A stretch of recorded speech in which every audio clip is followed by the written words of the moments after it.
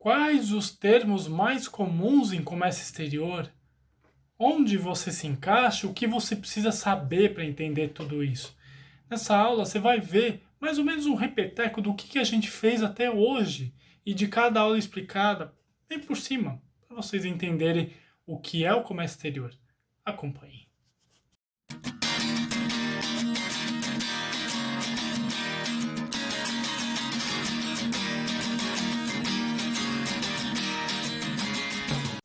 Marinheiros de primeira viagem de comércio exterior, importadores e exportadores.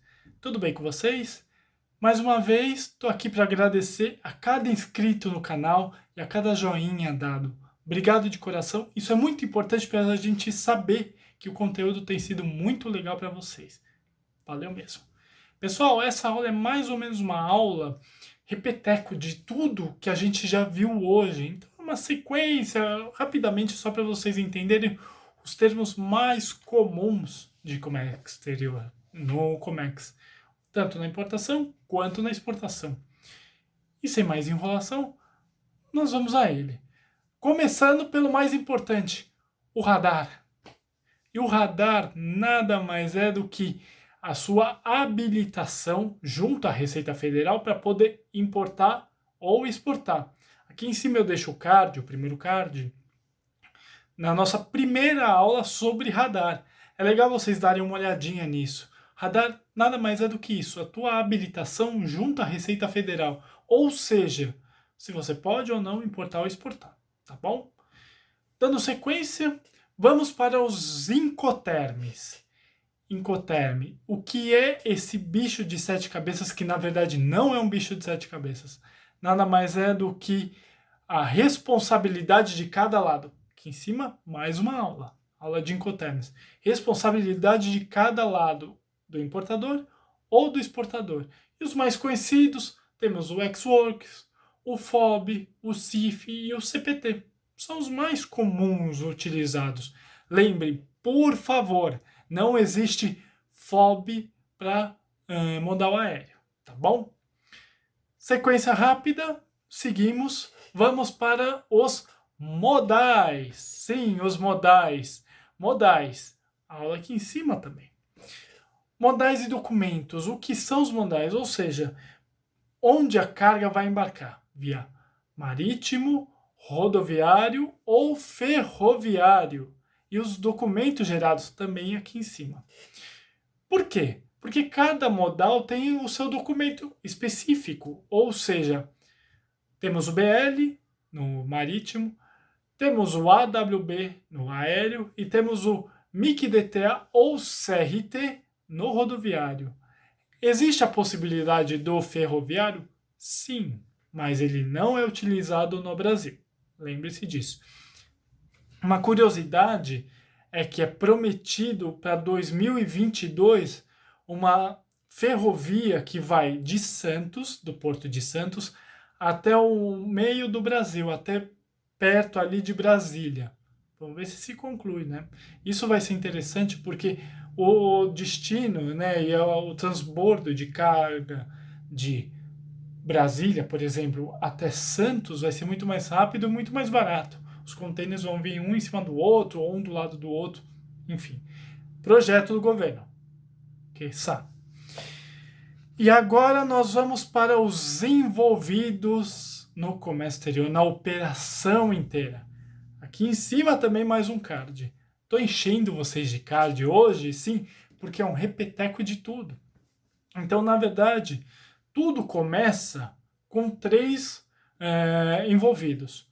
O importador, o agente de carga e o exportador.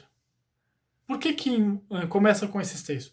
Importador, quem quer comprar, exportador, quem quer vender, agente de carga, ou armador, ou dono da companhia aérea, enfim.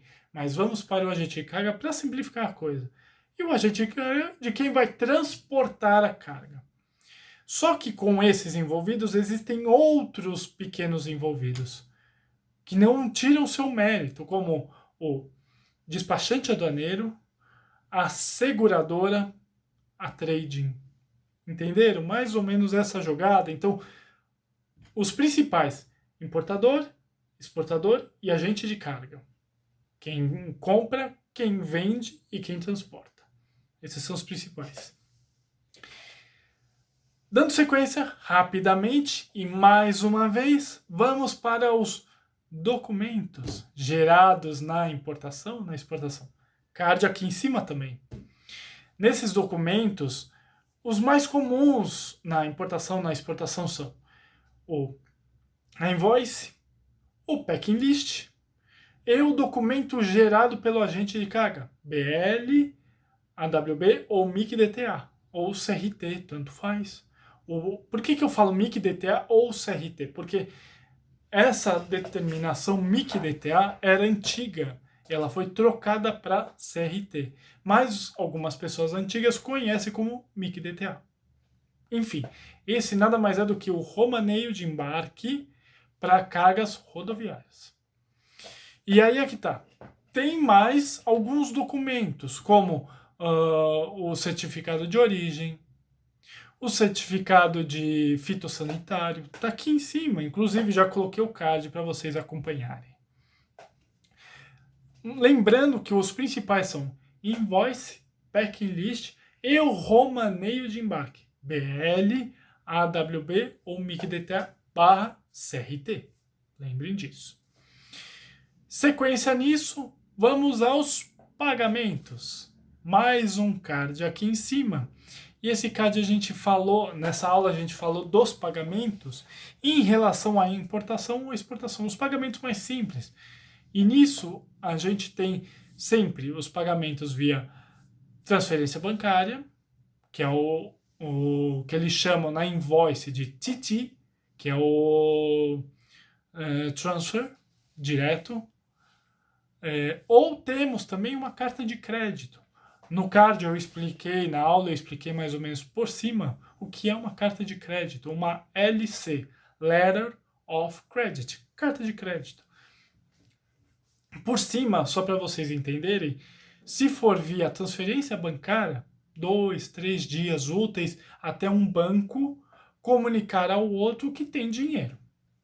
Beleza? Beleza. Ou seja, quem vai solicitar? O importador está comprando a carga, vai pagar o fornecedor com a invoice e o importador comunica ao banco que quer transferir X dólares. Ponto. Está aqui em cima, inclusive, explicando mais ou menos. E também a carta de crédito que o importador fala, não tenho dinheiro, banco me financia. O banco vai lá, financia, enfim, segue o barco, tá bom? E aí é que vamos chegar no ponto certo desse vídeo. Temos os a mais. A mais, Thiago? Sim.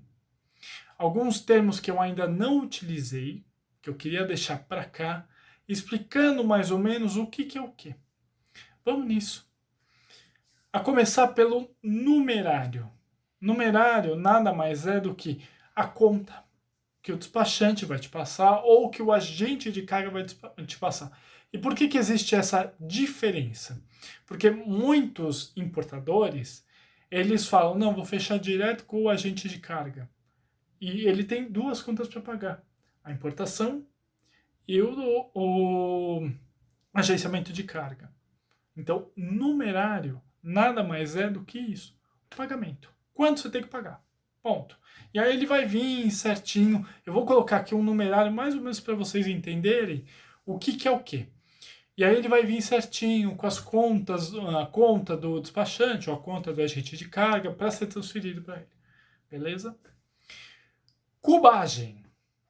O termo complicado. Cubagem nada mais é do que o quanto sua carga de altura, largura e volume tem. Aliás, a altura, largura e comprimento tem para formar o volume de carga. Muito utilizado em processos aéreos ou processos LCL. Lembra, LCL, cargas pequenas num container grande. Ou seja, você aluga a parte do container. Temos também os couriers, que eu inclusive dei uma aula aqui mais ou menos o que é o Courier, e no final eu vou colocar essa aula, esse vídeo sobre o Courier, tá bom? Pessoal, termos rápidos, e um adendo, um a mais. Termos para compra de commodity. Por que eu deixo essa menção honrosa para o final? Porque compra de commodity também vai ter um vídeo aqui no finalzinho para vocês entenderem. É um pouco diferenciado, então ele começa com uma LOI, uma Letter of Intention, ou seja, uma carta de intenção de compra. Depois ele passa para uma ICPO, enfim, vou colocar no final uma aula. Então, sempre lembrem, no final da aula eu vou colocar os couriers e os termos para se comprar commodity. Então, quando eu instalar os dedos, vai aparecer isso para vocês, tá bom? Gente, aula rapidinha, mais termo, como é que eu posso dizer? Um repeteco, ou seja, todos os termos mais ou menos utilizados, todos os links estão aqui em cima, e o mais importante, sempre, antes de tudo, coloco aqui embaixo os meus dados, e também, mais importante, agora sim, curtam, compartilhem, comentem, cliquem no sininho para receber as nossas notificações de aulas todas terças, quintas e aos sábados, lives com algum profissional da área, tá bom? Importante também, se inscrevam no canal. Tá bem? Agora sim, os 2 vídeos que eu falei. Muito obrigado, tenha uma boa aula, tá ok? Aproveitem!